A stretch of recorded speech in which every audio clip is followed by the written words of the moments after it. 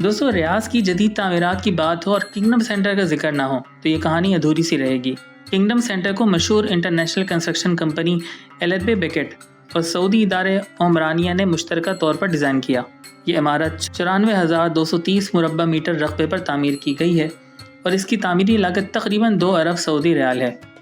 Kingdom centre نے سن 2002 میں امپیریز sky اسکیپر award جیتا، جہاں اسے ڈیزائن اور افادیت کی بنیاد پر سال کی بہترین نئی بلند عمارت قرار دیا گیا۔ کنگڈم سینٹر کے مشرقی حصے میں 3 منزلہ جدید شاپنگ سینٹر ہے جو خود بھی ایک ڈیزائن ایوارڈ کا حامل ہے۔ اس میں خواتین کے لیے علیحدہ منزل موجود ہے جہاں مردوں کا داخلہ ممنوع ہے۔ کنگڈم ٹاور کی 99 منزلیں ہیں اور یہ 300 میٹر بلند ہے۔ یہ سعودی عرب کی 5ویں بلند ترین عمارت ہے۔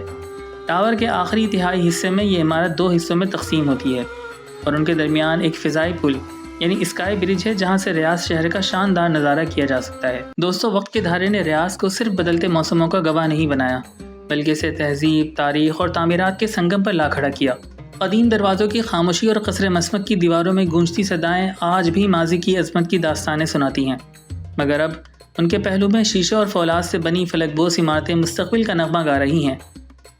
یہ شہر اب ایک ایسی کہانی بن چکا ہے جہاں مٹی کی خوشبو اور جدید طرز تعمیر ہم آہنگ ہو چکے ہیں۔ کنگڈم ٹاور کی بلندیاں ہوں یا الفیصلیہ ٹاور کی انفرادیت یا لائن سٹی جیسے منصوبے اس خواب کی تعبیر ہیں جس سے ریاض کو صحرا کی خاموشی سے نکال کر عالمی شہرت کی روشنی میں کھڑا کر دیا ہے۔